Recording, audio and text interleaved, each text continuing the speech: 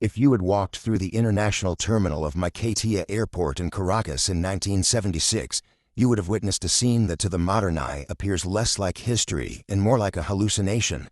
There, sitting on the tarmac, was the sleek white silhouette of the Concorde, the supersonic jet that was the ultimate symbol of global status.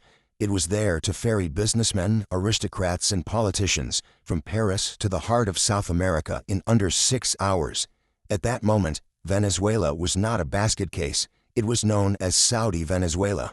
It boasted the highest per capita income in Latin America, a currency, the bolivar, that was so rock solid it was used as a reserve asset by neighboring nations, and a middle class that famously consumed more Scotch whiskey per capita than any other nation on earth. This was a country of skyscrapers, 8-lane highways, and a pervasive, intoxicating sense of invincibility. The government was flushed with so many petrodollars that they didn't just spend them, they invented ways to waste them. They subsidized gasoline until it was cheaper than tap water. They built massive, gleaming universities and hospitals. They promised a cradle-to-grave welfare state that would be the envy of Scandinavia. The prevailing mood was that Venezuela had solved economics. They believed that because they sat on the world's largest proven oil reserves, the laws of gravity did not apply to them. They were rich, they were powerful, and they were permanent. Today, that same country is the site of the greatest economic collapse in modern history, outside of a war zone. The economy has contracted by nearly 80%, a destruction of wealth greater than that of the Great Depression in the United States.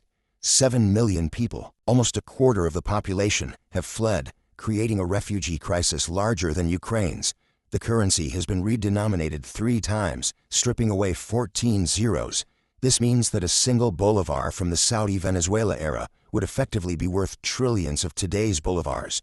The Concorde is long gone, replaced by rusting planes that cannot fly because the country cannot afford to import spare parts. When Westerners look at this tragedy, they almost universally dismiss it with a simple, comforting political label. That's just socialism.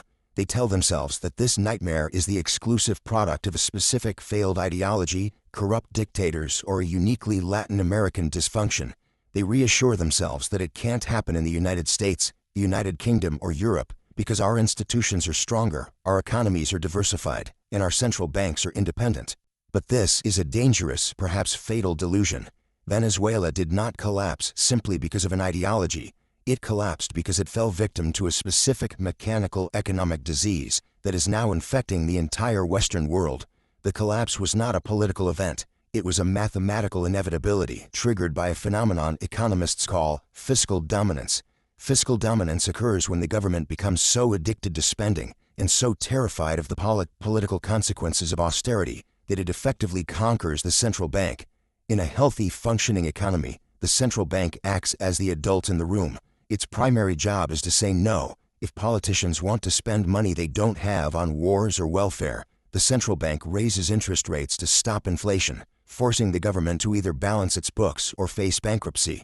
The separation between the Treasury, which spends, and the central bank, which prints, is the firewall that prevents hyperinflation.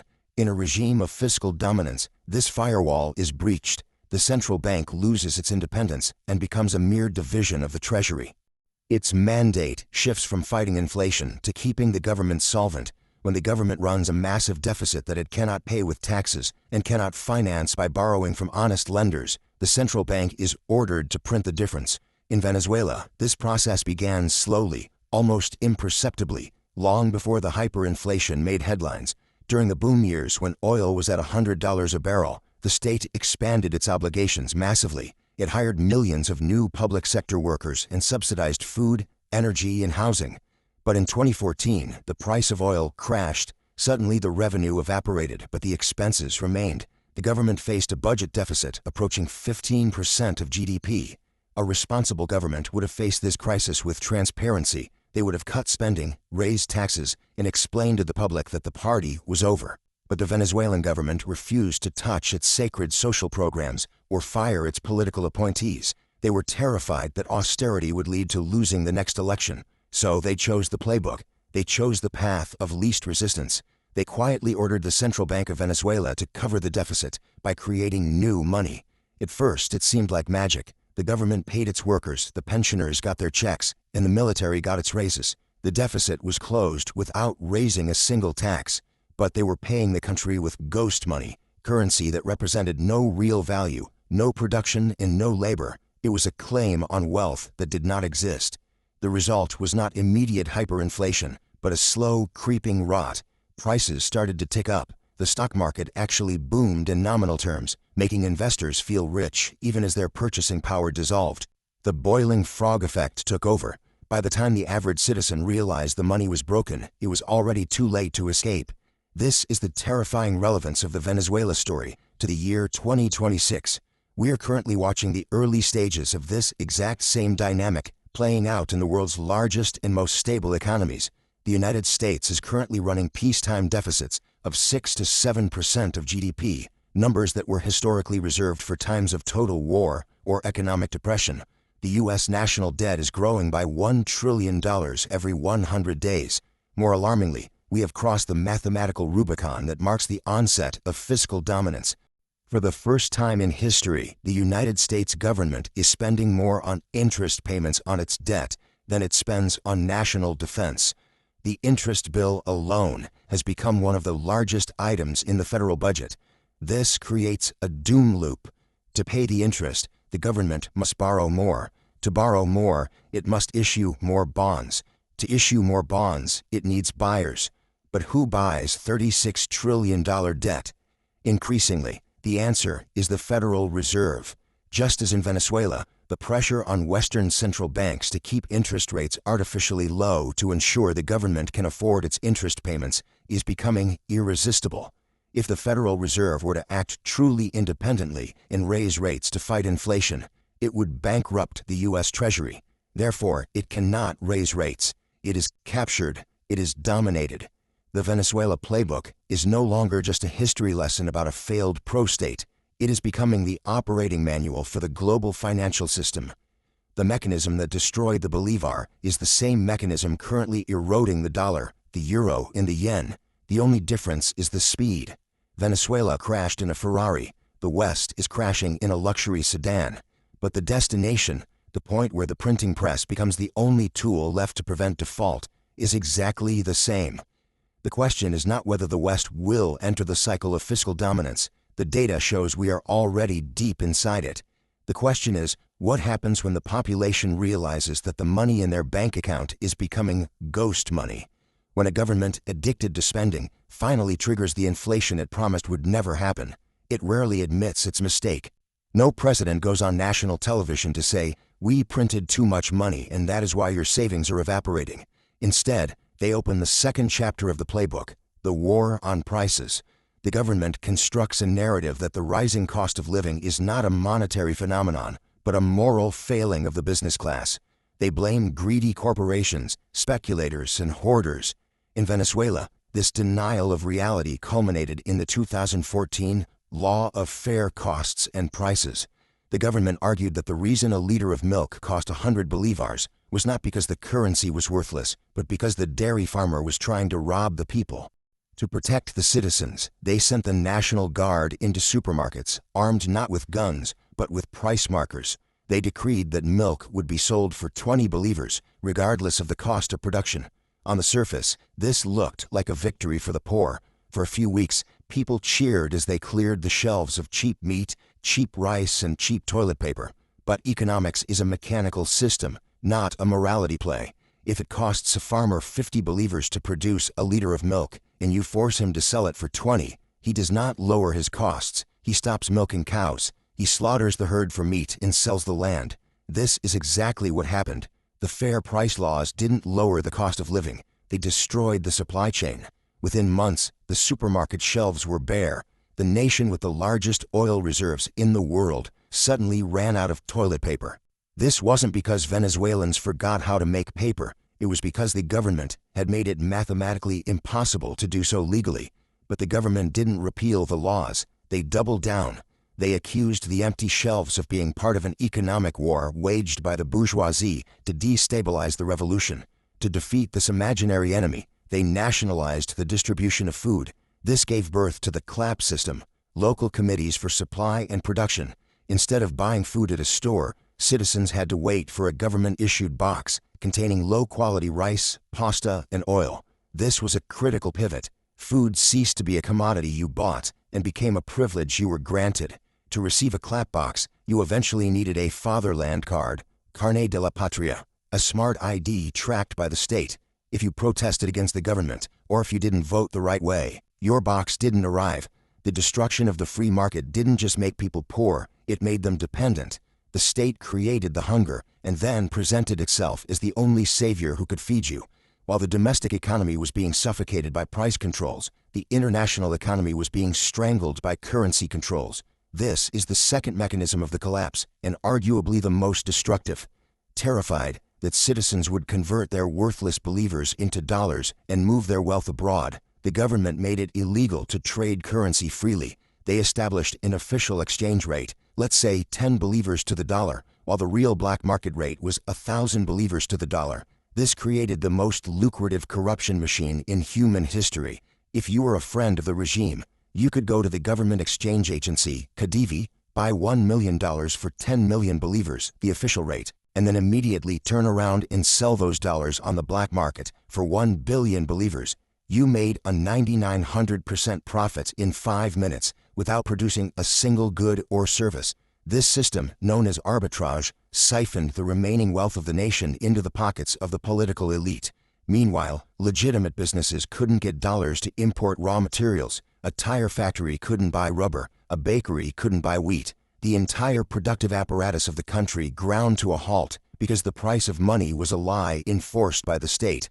The tragedy is that this was sold to the public as a way to keep money in the country. In reality, it ensured that no new money would ever enter.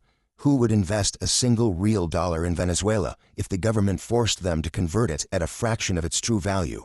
This is where the playbook becomes terrifyingly relevant to the West. In 2026, we are beginning to hear the exact same rhetoric. When inflation spiked in the US and Europe, politicians didn't blame the trillions they printed during the pandemic. They blamed greedflation. They blamed grocery chains for price gouging. We are seeing rent controls being rebranded as housing justice and price caps on energy being sold as consumer protection. The logic is identical. It is the belief that politicians can legislate the laws of supply and demand out of existence. It is the arrogance of thinking that a bureaucrat with a spreadsheet knows the correct price of a loaf of bread better than the collective intelligence of the market. In Venezuela, the result was the bachaqueros, the rise of a black market for everything. If you wanted antibiotic cream, you didn't go to a pharmacy. You went to a guy on a motorcycle who sold it for 50 times the official price. The economy didn't stop functioning, it just moved into the shadows, where it was inefficient, dangerous, and predatory. The government's attempt to control prices resulted in the highest prices in the world. The lesson of this section is brutal but simple. You cannot fix the consequences of printing money by breaking the thermometer. Price controls are the last gasp of a dying currency. They're the lock on the door that traps the population inside the burning building. And once the economy is destroyed, the government has only one option left to maintain order. It must stop being a provider of services and become a warden of inmates. The most terrifying lesson from Venezuela is not that the country collapsed into a vacuum, it is that it mutated.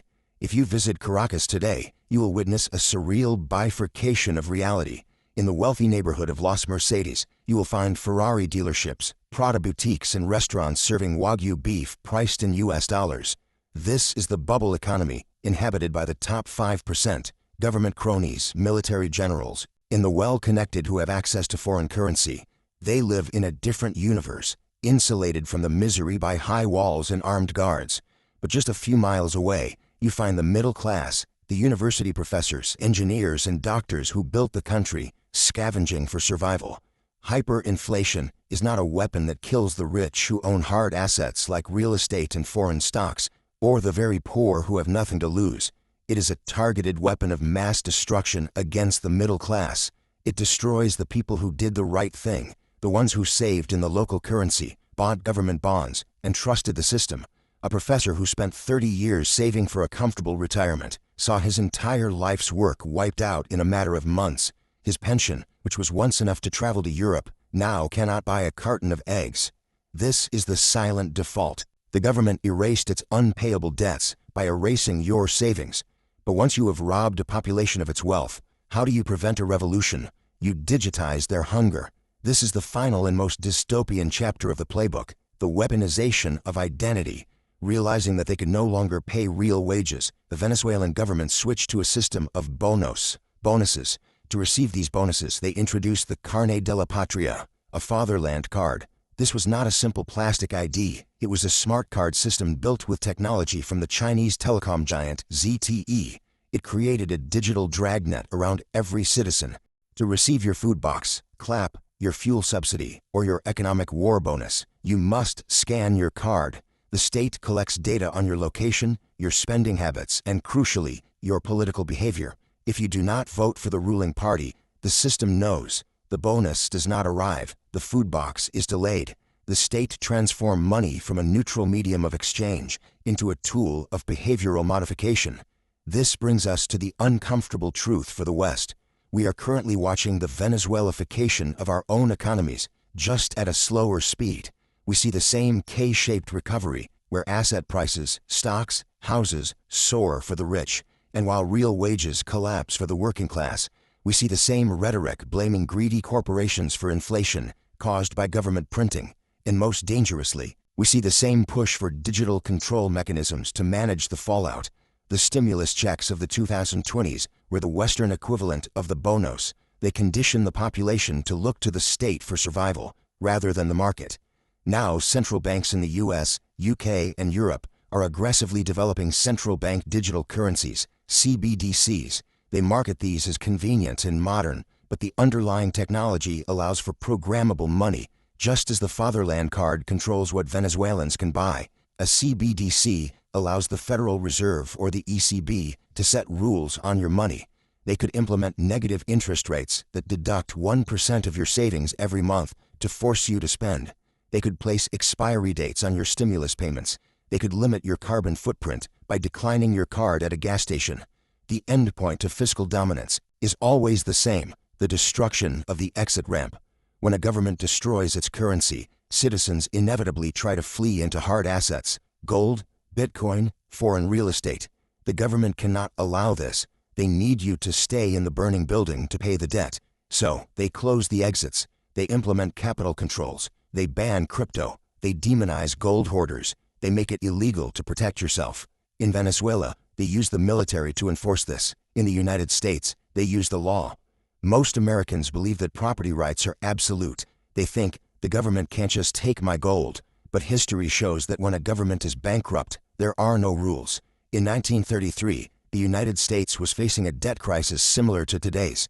The solution wasn't austerity, it was theft. Franklin D. Roosevelt signed Executive Order 6102.